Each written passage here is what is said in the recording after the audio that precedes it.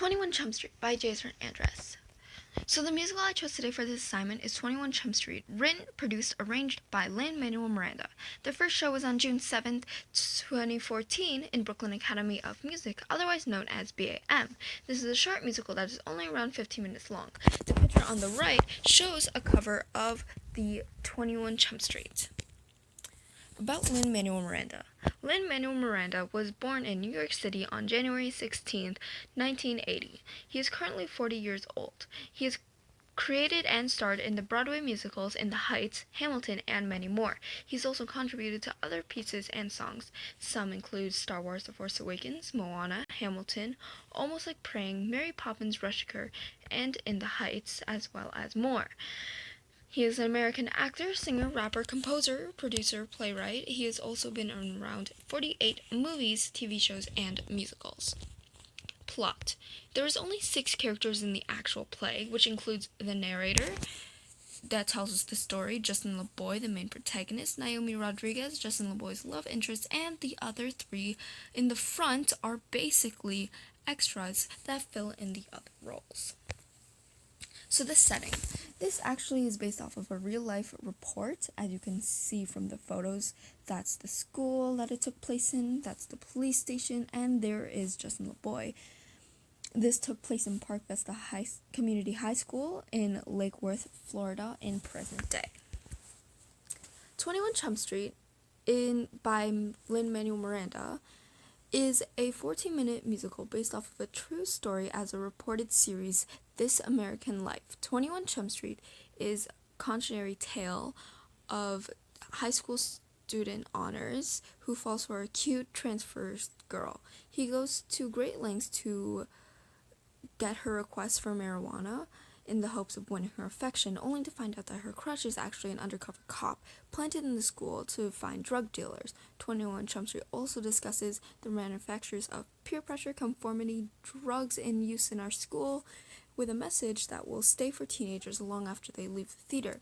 Perfect for donor evenings, galas, special events, and student community outreach programs. So the other themes that this has that is not only limited to this is betrayal, manipulation, appearances versus reality, and drugs.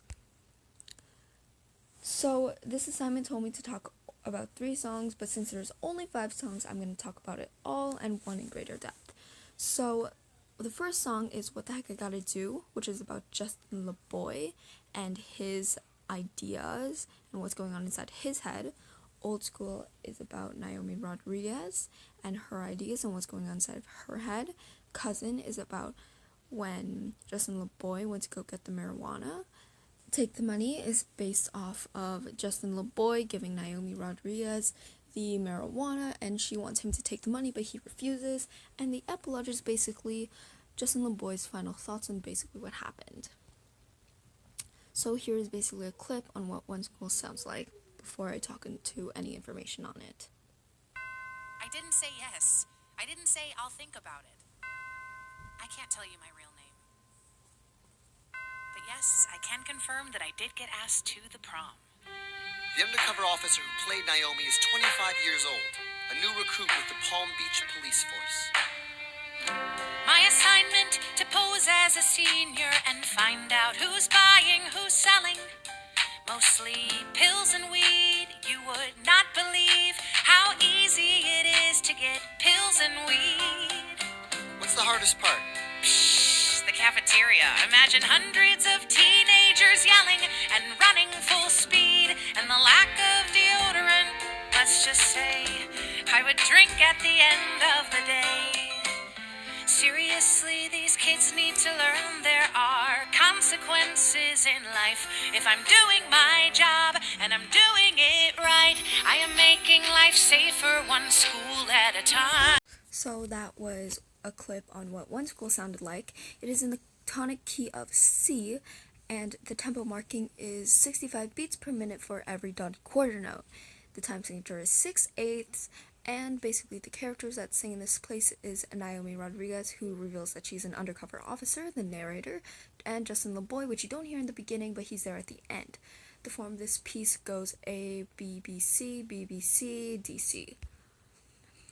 So this happens at 3:44 to 6:51, and it starts right after What the Heck I Gotta Do.